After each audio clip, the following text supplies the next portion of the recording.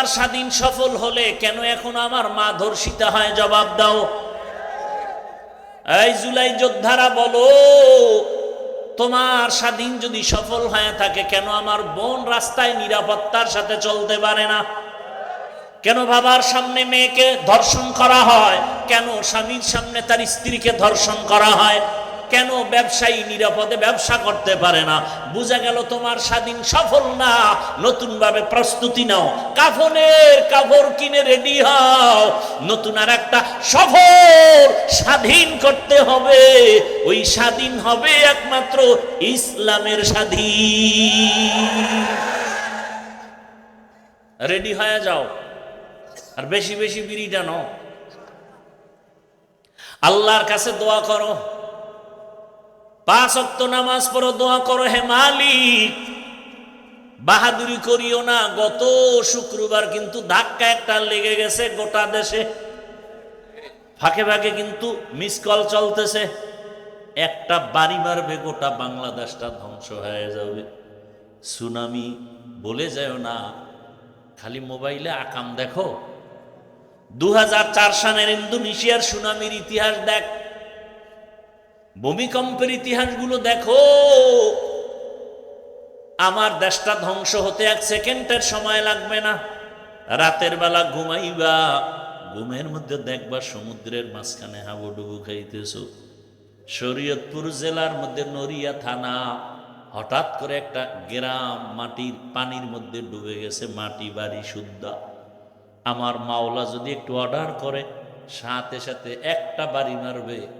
5.7 না একটু যদি বাড়তি হয়ে যায়, বা ওইটাই যদি আরেকটু সেকেন্ড বাড়ায় দেয়, 13 সেকেন্ডের জায়গায় যদি 20 সেকেন্ড হয়ে যায়, আল্লাহ বুঝায় দিলেন ধাক্কা দিয়া, এই নাস্তিকের দল, বাহাদুরি করিস না, জমিন আমি আল্লাহ। এ জমিনে বাহাদুরি করবে একমাত্র আল্লাহ, আর কেউ না। পয়গম্বর সুলাইমান মনে আসেনি? পয়গম্বর সুলাইমান হুদহুদরে না পাইয়া যে শব্দটা বললেন, এটা রাজনীতি। মালিয়া লা আরাল হুদহুদ, কি হলো আমার হুদহুদকে দেখি না কেন? আর আমরা কি করি? কি হলো সভাপতির মসজিদে আসলো না কেন? কি হলো এলাকাবাসীর মসজিদে আসে না কেন? সুলাইমান শিখায় দিলেন, না না, নিজের দিকে তাকায় বলো, আমার কি হলো যে হুদহুদ আমার থেকে চলে গেল? আমার কোন দোষের কারণে ময়দানে শ্রোতা নাই? আমার কোন অপরাধের কারণে মুসল্লি মসজিদে নাই? আমার কোন অপরাধের কারণে মাদ্রাসায় ছাত্র নাই? আমার কোন অপরাধের কারণে এলাকায় ভূমিকম্প হয়? আমার কোন অন্যায়ের কারণে আমার শিশু বাচ্চা কেন জ্বরে ভুগতেছে? আমার কি হলো? আমার কি হলো? আমার স্ত্রী কেন অসুস্থ কষ্ট পায়? আমার কি হলো? আমার কোন গুনার কারণে আল্লাহ বেজার? আমার কি অপরাধের কারণে আমার ঘরে অশান্তি? আমার কোন অপরাধ হলো যে আমার সমাজে অশান্তি? আমার কি অপরাধ হলো যে আমার কারণে আমার দেশটা অশান্তিতে ভরা? দেখছেন নি রাজনীতি? মালিয়া, আমার কি হলো? সুলাইমান বলে, আমার কোন দোষের কারণে হুদহুদকে হারায় ফেললাম। কেন হুদহুদ আমার অধীনস্থ নাই? আরে আমার কথা সবাই শুনবে, কিন্তু শুনে না কেন? আমি বাবা হইয়া সন্তানকে আদেশ দেই, মানে না কেন? আমার কোন অপরাধের কারণে আমি শিক্ষক হইয়া ছাত্রকে শাসন করি, বিরোধিতা করে কেন? আমার কোন অপরাধের কারণে, আমার কোন গুনার কারণে আমার ছাত্র আমার কথা মানে না? আমার কোন অন্যায়ের কারণে আমি বাবা হিসাবে সন্তানকে কথা মানাইতে পারি না? আমার কথা তো অনায়াসে মানবে, আমার কথা তো আমার প্রজারা মানবে। আমার কোন অপরাধের কারণে আমার এলাকার মানুষ আমার কথা মানে না? আমার কোন দুর্বলতার কারণে আমার দেশের জনগণ আমার কথা মানে না? ওরে আমি যদি ভালো হই, গোটা দেশ ভালো হয়ে যাবে।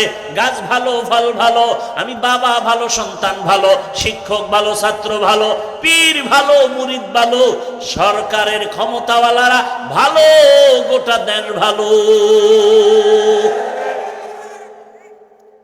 রাজনীতি নাই? কপাল খারাপ সময় নাই, নাইলে এক সপ্তাহ টাইম দিয়ে সূরা নমল আর সুলাইমান বিলকিসের কাহিনী শোনায় যায় আর রাজনীতি শিখায় যায়। এত একটা পয়েন্ট বললাম, কোরআনে আছে না এটা?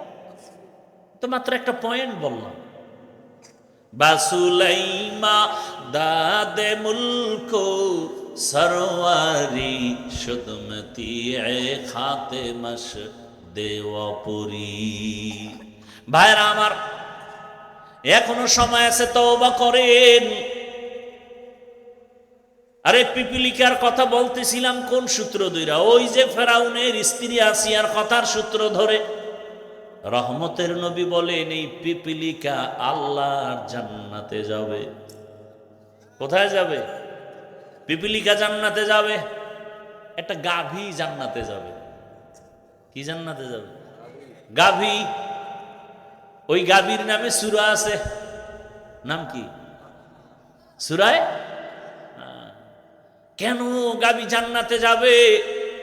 বলে সূত্র কি বলে? মূসা নবীর সাথে সোহবত, সোহবতে সা লেহ তো রাস লেহ কুনা, সোহবতে তা লেহ তো রাত লে কুনা তেগ জামানা, সোহবতে বা আউলিয়া বেহতে রসদ সালা তাআত বেরিয়া। ভাইরা আমার, গাভী জান্নাতে যাবে, মূসা নবীর সাথে সম্পর্ক। আল্লাহ পাক বলেন দুনিয়ার মায়া অন্তর থেকে দূর করিয়া আখিরাতের মায়া সম্বল সঞ্চয় করো, মায়া জমাও।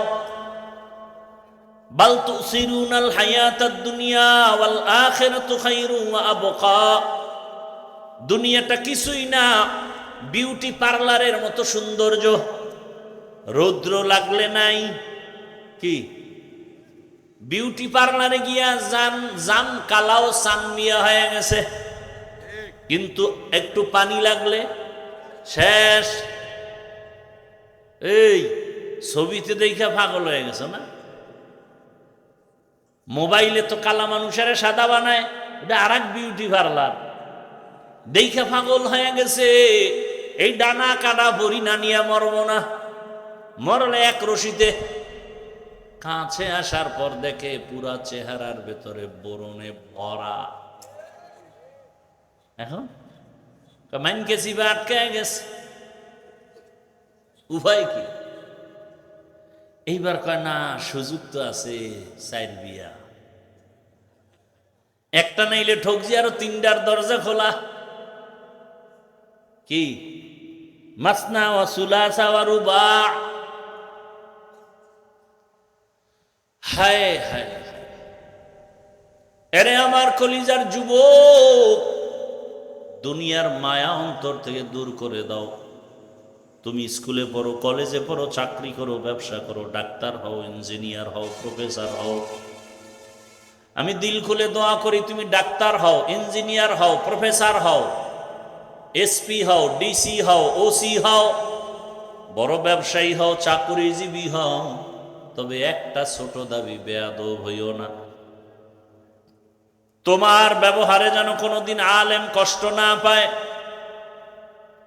তোমার আচরণে যেন আমার আল্লাহ কষ্ট না পান, তোমার কোনো আচরণে যেন আমার রসুল কষ্ট না পায়, তোমার কোনো আচরণে যেন মা বাবা কষ্ট না পায়, তোমার আচরণে যেন কখনো কোনো শিক্ষক কষ্ট না পায়। কারণ মা বাবার কষ্ট তোমার জন্য কপাল পোড়ার বরদোয়া, শিক্ষকের মনে কষ্ট তোমার জন্য বরদোয়া।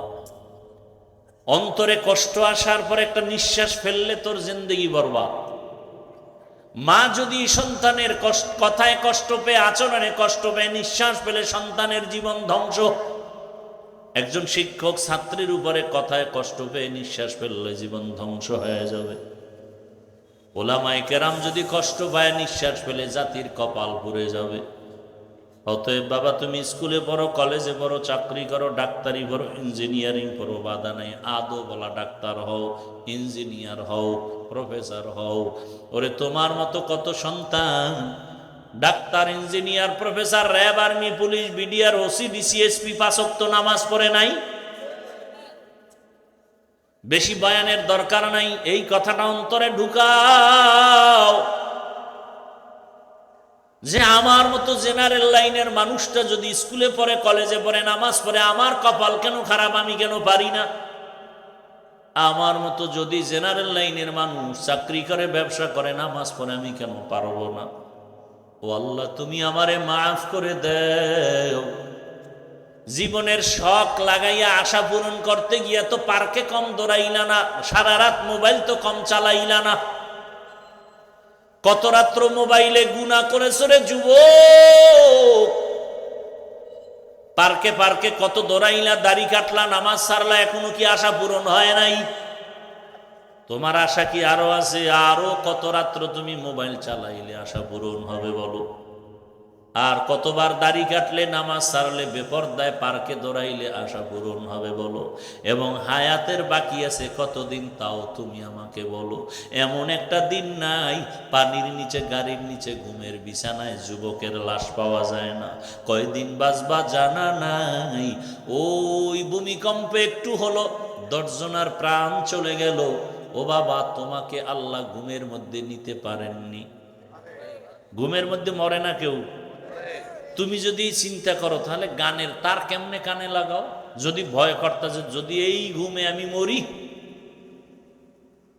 অনুনয় বিনয় করে বলবো এখনো তওবা করো, ফিরে আসো আল্লাহর কাছে, মনে মনে তওবা করো, হে আল্লাহ আর নামাজ ছাড়বো না, দাড়ি কাটবো না, বেপরদায় চলবো না। মা বাবার দোয়া নিয়া, শিক্ষকের দোয়া নিয়া, উলামায়ে কেরামের পরামর্শ নিয়া, নবীজির আদর্শ মেনে চলবো, আর কোনোদিন গুনার পথে যাব না। আল্লাহ আমাদের সবাইকে তওবাওয়ালা জীবন দান করেন, আমিন। আলহামদুলিল্লাহি রাব্বিল আলামিন। والصلاة والسلام على سيد الأنبياء والمرسلين وعلى آله وأصحابه أجمعين يا أرحم الراحمين يا أرحم الراحمين يا أرحم الراحمين رب ارحمهما كما ربياني صغيرا اللهم إنك عفو كريم تحب العفو فاعف عنا। বিষের বোতলের মধ্যে বিষ বিক্রি করবে, কোনো বাধা নাই। মধুর বোতলে মধু বিক্রি করবে, কোনো বাধা। বিষের বোতলে বিষ নিয়ে যদি মধু কয়া বিক্রি করে, সেখানে বিধান কি? খ্রিস্টান তার ধর্ম অনুযায়ী চলবে, বাধা। ইহুদি তার ধর্ম অনুযায়ী চলবে, বাধা। হিন্দু তার ধর্ম অনুযায়ী চলবে, বাধা। যদি মুসলমান দাবি করে, আহমদিয়া মুসলিম জামাত দাবি করে, আর নবী মানে না, এমন কাদিয়ানীদেরকে আমরা বরদাস্ত করব? তুমি কাদিয়ানী হিসেবে থাকো, ইসলামের লেভেল লাগায় বদনাম করবে, সুযোগ দেওয়া যাবে? রাগ করছেন? আমি ইসলামী কোনো দলের দায়িত্বশীল না, কিন্তু আমি ইসলামের পক্ষের মানুষ। আমি আল্লাহর কোরআনকে, ইসলামকে মাথার মুকুট মনে করে কথা বলতেছি। আপনাকে আমি বলি না আপনি চরমনাই যান, তাবলিগে যান, একবারও বলছি না। আপনাকে এটাই বলতে চাই, আপনি নামাজ ঠিকমতো পড়তে না পারলেও বুঝাবো, কিন্তু ইসলামের বদনাম করতে দিবেন না, হুঁশ থাকতে। এবং যে করবে তার সাথে আমাদের কোনো সম্পর্ক নেই। তাহলে এই সমস্ত সবকিছু আমরা জানি, আল্লাহ এক, নবী এক, কোরআন এক, কাবা এক, ধর্ম এক, এরপর আমরা উল্টা পাল্টা চলি কেন? দুনিয়ার লোভ। লোভ কয় প্রকার? সম্মানের চেয়ারের লোভ, সম্পদের লোভ, আর একটা হলো যৌবনের লোভ। কিসের লোভ? এই যুবক, তোমার মতো যুবক স্কুলে পড়ে, নামাজ পড়ে, আসেনি? তুমি কেন পারো না? কয় লোভ। কিসের লোভ? কয় যৌবনের লোভ। কিসের লোভ? তোমার মতো যুবক তাকায় দেখো, রাস্তায় গাড়ি চালায়, ড্রাইভারি করে, নামাজ পড়ে, তুমি কেন পারো না? একমাত্র তোমার ভেতরে কাজ করে লোভ। টাকার লোভে পড়ছো, ক্ষমতার লোভে পড়েছো, এজন্য নামাজ পড়ার সময় নাই। ক্ষমতার লোভ তোমাকে নামাজ থেকে আলাদা করেছে, টাকার লোভে পড়েছো, এ কারণে তুমি হক কথা বলো না, হক পথে চলো না। ফেরাউন নামের বেঈমান গরিব অবস্থার থেকে বান্দা যখন ক্ষমতার মসনদে মিশরে আসলো, ওজিরে হামান রে ডাক দিয়া কয়, মনে চায় আমার ভেতর একটু খোদা খোদা ভাব, দাবি করমুনি? হামান বলে করো। করলে আর ছোট খোদা দাবি করে কি লাভ, বড় খোদা দাবি করি। আনা রব্বুকুমুল আলা, আমি শুধু খোদা না, সব থেকে বড় খোদা। ওই ফেরাউনের লাশটা পর্যন্ত মশা মাছি মাটি গ্রহণ করে নাই। ওই ফেরাউনের ঘরের মধ্যেই তার স্ত্রীর নাম কি? আসিয়ারে আমার আল্লাহ এমন ভাবে কবুল করেছেন, রহমতের নবী বলেন কিয়ামতের ময়দানে জান্নাতের মধ্যে আমি মুহাম্মদের সাথে আসিয়ার বিবাহ হবে। আরো আস্তে করে বল। অথচ এত বড় বেঈমান ফেরাউন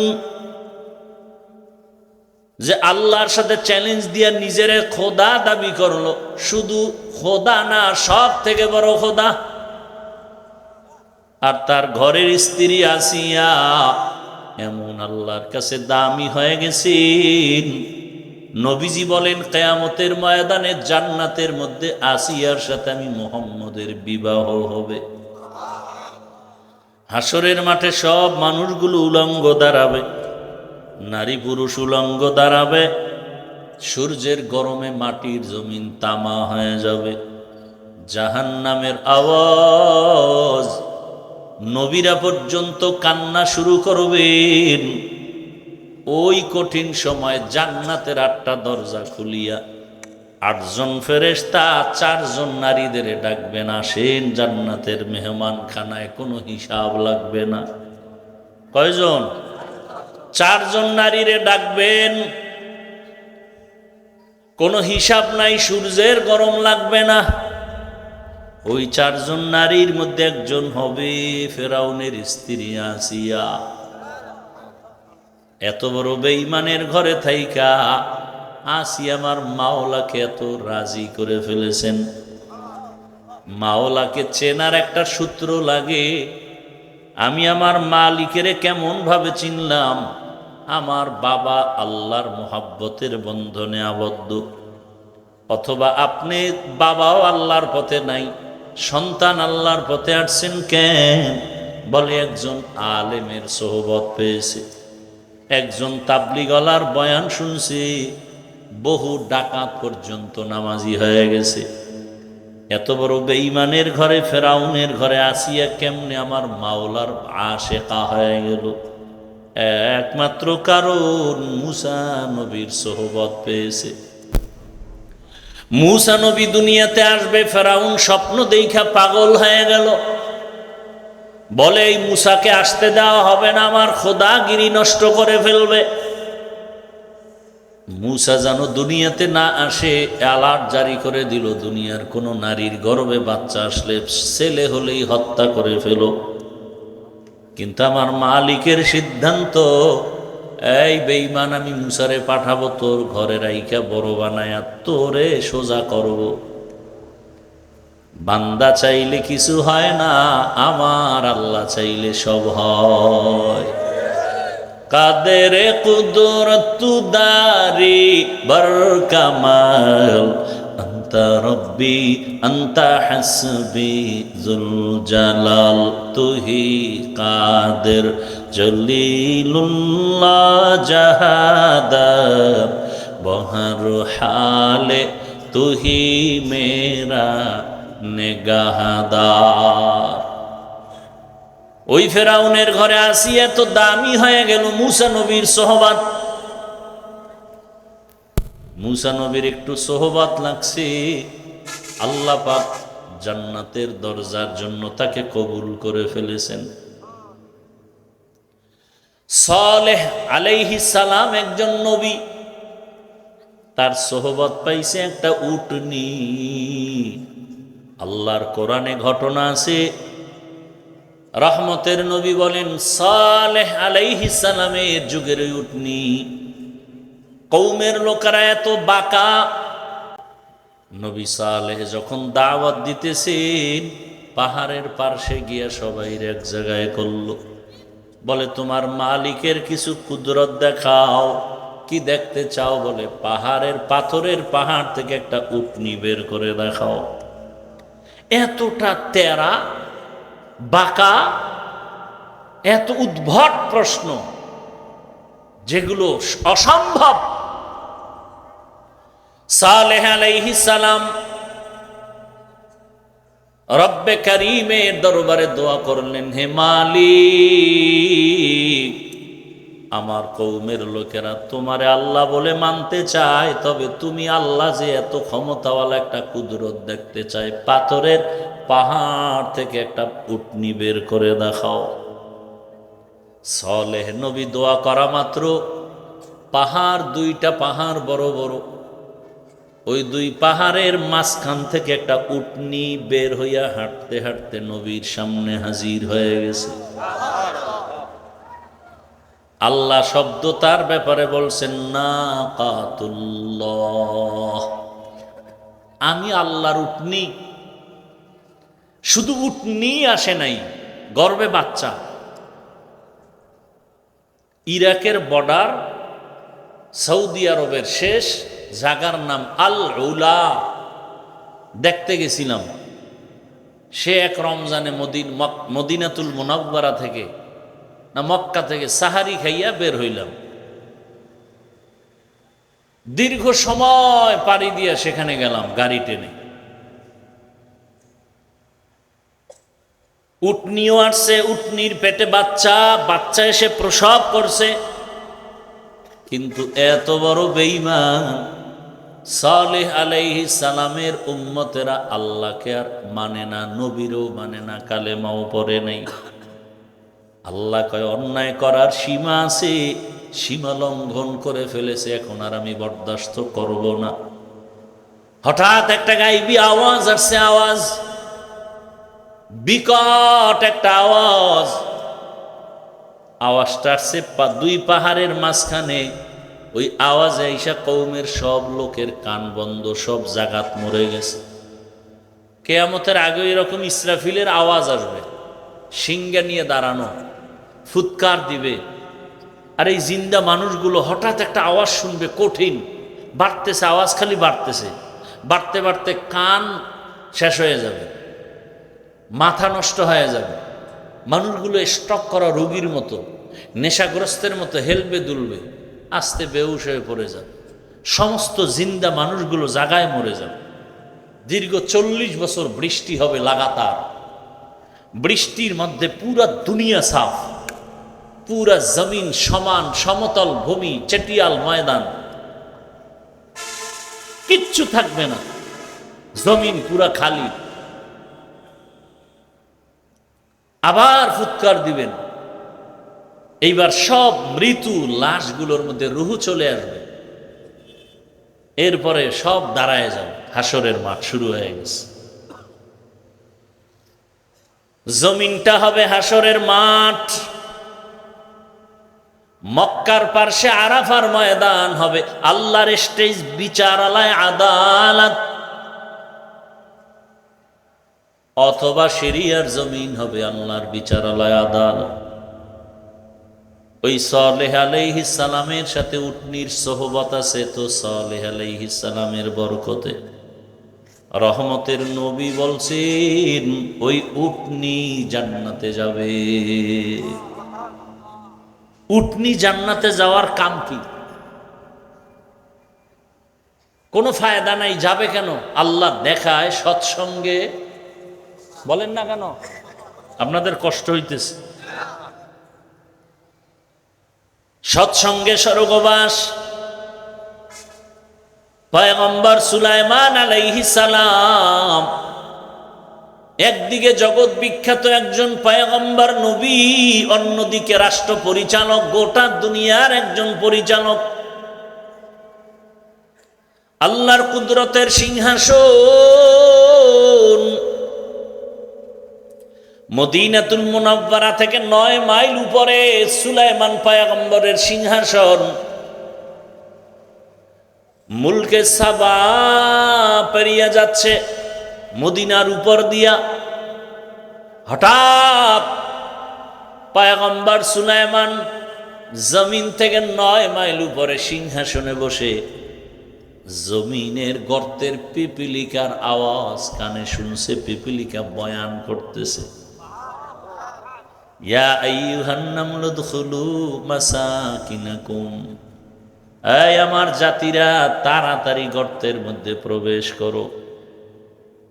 সুলাইমান নবী পিপিলিকার বয়ানটা 9 মাইল উপর থেকে শুনলেন। ফাতাবাসসামা, সুলাইমান পয়গম্বর ওখানে বসে মুস্কি হাসিয়া বলে, এই সিংহাসন ল্যান্ড করো। জমিনের মধ্যে ল্যান্ড করছে পয়গম্বর সুলাইমান। পিপিলিকার কাহিনী সবাইরে শুনাইতেছে। এই কাহিনীর মধ্যে হঠাৎ নামাজের সময় ওযু করবে, পানির প্রয়োজন, কোথাও পানি নাই। হুদহুদ নামের পাখি নাক লাগায়া মাটির মধ্যে বলতে পারতো এখানে পানি আছে। বলা মাত্র জিনদের বলতো মাটি খনন করে পানি উঠা, ওযু করব, নামাজ পড়ব। সুলাইমান পয়গম্বর পিপিলিকার কাহিনী শুনায়। পিপিলিকার কাহিনী এতটা সুন্দর যে আল্লাহ ওই পিপিলিকার নামে সূরার নাম দিয়ে দিছে সূরাতুন নমল। মানুষ ধাঁধা কয়, আমাকে ইসলামী ধাঁধার মধ্যে আছে না, কোন সূরায় নাই বিসমিল্লাহ, কোন সূরায় 2 বিসমিল্লাহ। সূরায়ে নমল পিপিলিকার নামে। এবার নামাজের টাইম, হুদহুদ পানি দেখো, কিন্তু হুদহুদ নাই। পাখিদের মধ্যে উপদেষ্টা হলো ঈগল পাখি। উপদেষ্টারে কয়, তোমার অধীনস্থ হুদহুদ গেল কোথায়? পানি দেখাবে, জিন দিয়া পানি উঠাবো, ওযু করবো, নামাজ পড়বো। এদিক দিয়া হুদহুদ ফাঁকে দিয়া উপরে ওইটা চলে গেছে। খোলা আকাশে ঘুরে ঘুরে দেখে তার আর একজন জাতি ভাই বহুদূর হুদহুদ নামের পাখি দেখা যায়। হুদহুদ নামের পাখিটারে দেখা সুলাইমান নবীর হুদহুদ দৌড়ায় গিয়া কয়, কে তুমি? বলে, কে তুমি? খায়, আমি কে মানি? আমি তো সুলাইমান নবীর অধীনস্থ প্রজা। সুলাইমানকে সুলাইমানকে মানি? গোটা দুনিয়া যার হুকুমে চলে। বলে, মাত্র নাম শুনছি। বলে, তুই কোথায় আছো? সুলাইমানের নাম জানো না তো, তোর জেলখানায় যেতে হবে। কয়, না, আমি তো সুলাইমান রে চিনি না। আমি এমন এক এলাকায় আছি, আমগো দেশটা এক ম্যাডাম চালায়। ম্যাডামের নাম কি? দেখছেন নি কারবার? কেউ জানে না ম্যাডামের নাম কি? বাসুলাইমা দাদ মুলকো সরওয়ারি সদমতি খাতে মশদে ওয়াপুরি। হুদহুদ বলে, বিলকিস তোমার ম্যাডাম? বলো কি, গোটা দুনিয়া চালায় সুলাইমান? বলে, আরে তো তুমি জানো না তোমার সুলাইমানের কি আছে? বলে, সিংহাসন। আমার ম্যাডামেরও সিংহাসন। কত, চল একটু দেখি। হুদহুদ চলে গেল বিলকিসের সিংহাসন দেখে গিয়া। বিশাল বড় রাজপ্রাসাদ, এত সুন্দর সিংহাসন। সুলাইমান নবীর কাছে খবর বলবে দিকে সুলাইমান হুদহুদরে না পাইয়া মেজাজ গরম হয়ে গেছে। সুলাইমান পয়গম্বর বললেন, মালিয়া লা আরাল হুদহুদ, কি হলো আমার, আমি হুদহুদকে দেখি না কেন? রাজনীতি, এই রাজনীতি বলে নাই। এই পয়েন্ট একটা রাজনীতির একটা পয়েন্ট। আমাকে কোরআন দাও, আমি সুলাইমান বিলকিসের ঘটনা শোনাবো 1 মাস লাগায়া। তাফসির করবার তোমরা বাংলাটা ধরো, খোদার কসম, রাজনীতি কাকে বলে, কত প্রকার কি কি আমি সুলাইমান আর বিলকিসের ঘটনা দিয়ে শোনায় যাব, আমাকে দাও। ইউসুফ আর জুলাইখার ঘটনা দিয়ে রাষ্ট্রনীতি কাকে বলে দেখায় যাব, ধরে ধরে দেখায় যাব। দাও আমার হাতে। তুমি আমার কোরআনটাকে দুর্বল বানিয়েছো, আমার কোরআন তো দুর্বল না। ইসলামে সব আছে, রাষ্ট্রনীতি নাই, এ কথা বলে আমার ইসলামটাকে খাটো করবা, মেনে নিতে পারি না। আমার ইসলাম তো এমন, দুনিয়াতে যত নীতি আছে সব, সমাজনীতি, পরিবার নীতি, রাষ্ট্রনীতি, অর্থনীতি, যত নীতি আছে সব নীতির থেকে শ্রেষ্ঠ নীতি হলো ইসলামের নীতি। ইসলামে অর্থনীতি নাই, হ্যাঁ, ইসলামে সমাজনীতি নাই। ইসলামেই তো সমাজ কায়েম করছে তো ইসলাম। জুমার দিন মসজিদে কেন যাও? বাইতুল্লাহর দিকে ফিরিয়ে কেন নামাজ পড়ো? পূর্ব দিকে কি আল্লাহ নাই? কর না কেন? দক্ষিণে আল্লাহ নাই, উত্তরে আল্লাহ নাই, নিচে আল্লাহ নাই, উপরে আল্লাহ নাই, সমুদ্রে আল্লাহ নাই। তাহলে বাইতুল্লাহর দিকে কেন নামাজ হবে? কেন? ভালো করে বুঝো সমাজনীতি কাকে বলে। ইসলামের সমাজনীতি পারফেক্ট এবং পিওর। ইসলামের অর্থনীতি পিওর নীতি এবং পারফেক্ট। আল্লাহর জাতের কসম, এই জমিনে যতদিন পর্যন্ত ইসলামের অর্থনীতি চালু হবে না, ততদিন পর্যন্ত অর্থনীতির প্রতিবন্ধিতা এবং প্রতিবন্ধকতা, ঝামেলা মুক্ত দেশ হবে না। অর্থনীতির একমাত্র কল্যাণ ইসলামী অর্থনীতি। ইসলামী অর্থনীতি চালু হয়ে গেলে এ দেশে ভিক্ষুক থাকবে না, দারিদ্র বিমোচনের স্লোগান দিতে হবে না, দারিদ্র সীমার উপর আর নিচ নিয়ে টেনশন করা লাগবে না। ধনীরা জাকাত দিবে, ইসলামের অর্থনীতি। গরিবরা জাকাত পাবে, ইসলামের অর্থনীতি। মানুষকে করজ দাও, হাসানা দাও, করজে হাসানা দান করো, ধার দাও। বড় লোকেরা ধার দেয় না, গেলি বলে নাই নাই নাই। 5,000 টাকা দেন, আমি গরিব, নাই। কানের মধ্যে মুখ লাগায় গোপনে যদি বলা হয় সুদে দে, বড় লোক কয় লাখ নিবি বল, ঠিক নি? আফসোস, বড় আফসোস। আমার ইসলামটা কত পাওয়ারফুল, আলোচনা নাই, বুঝি না। মিয়া, ইসলামকে ঠকাবে, ইসলামকে নিচু করবে এমন কোন মায়ের সন্তান দুনিয়াতে নাই। আলোচনা নাই, বুঝি না, এজন্য মানুষ যা মনে চায় তাই বলে।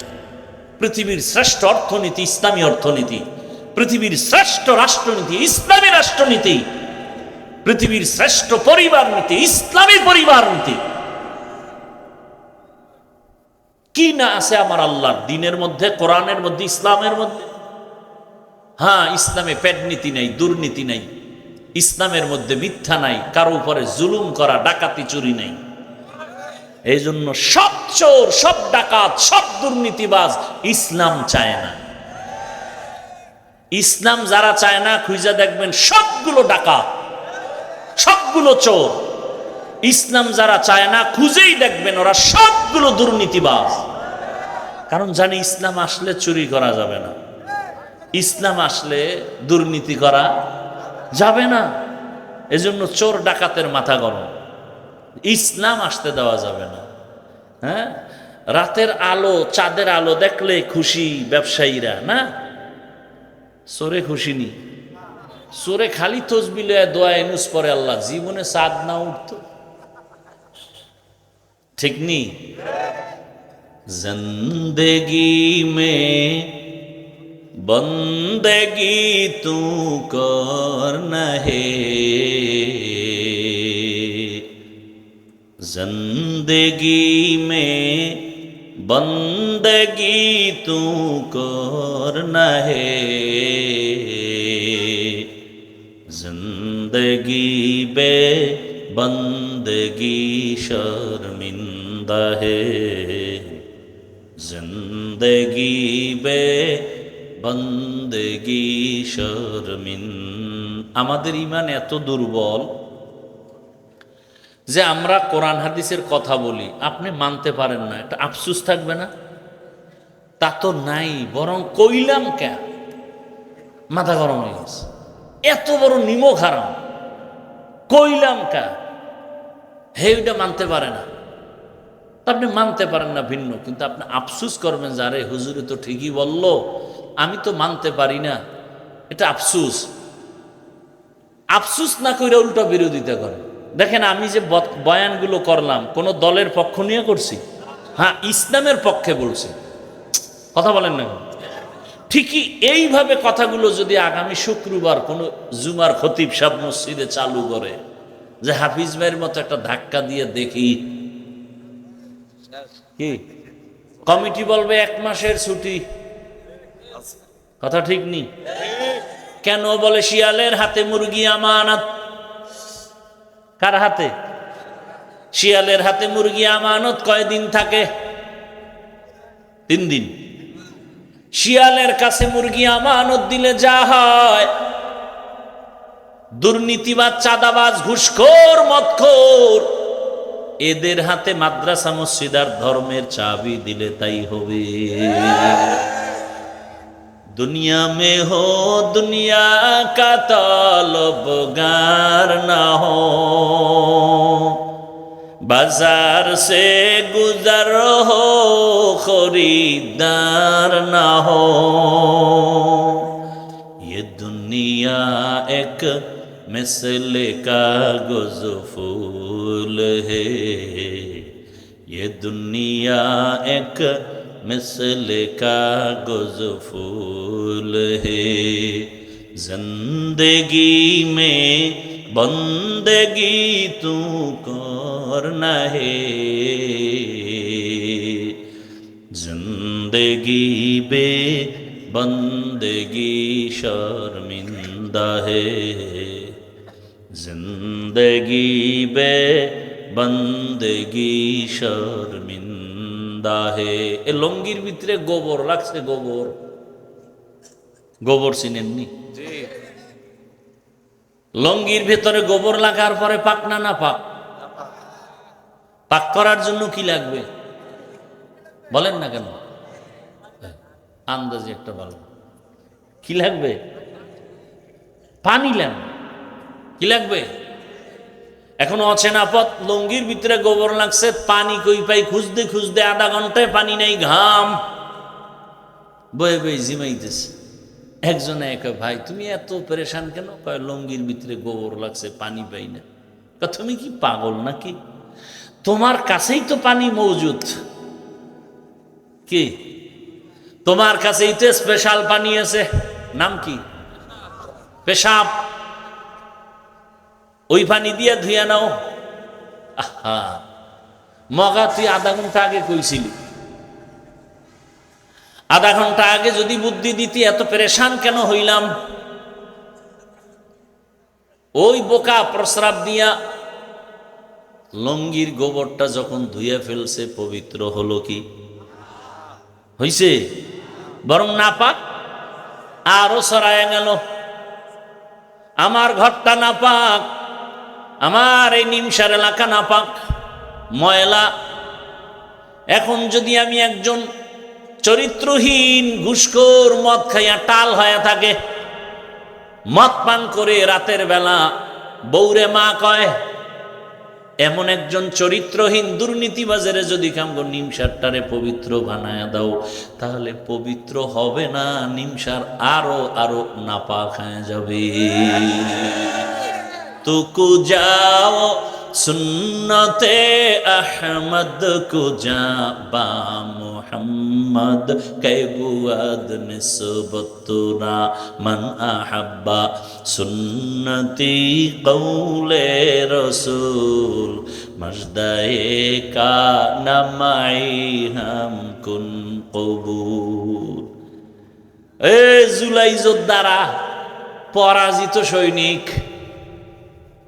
إنا نسألك رضاك والجنة ونعوذ بك من سخطك والنار اللهم إنا نعوذ بك من البرص والجنون والجذام وسيء الأسقام রব্বুল আলামিন গুনার বোঝা নিয়ে আপনার দরওয়াজায় আমরা হাজির মেহেরবানি করে আমাদের জীবনের সব গুনাহগুলো মাফ করে দেন আল্লাহ আয় আল্লাহ এ মাহফিল কবুল করে নেন মাদ্রাসা কবুল করে নেন আয়োজনকারী সহযোগিতাকারীদেরকে কবুল করে নেন এলাকাবাসীকে কবুল করে নেন আয় আল্লাহ সারা দুনিয়াবাসীকে মাফ করে দেন আল্লাহ প্রবাসীদেরকে হেফাজত করেন আল্লাহ বাংলাদেশ শান্তির দেশ বানায় দেন আমার জন্মভূমি ইসলামের জন্য কবুল করে নেন উলামায়ে কেরামদের এক বানায় দেন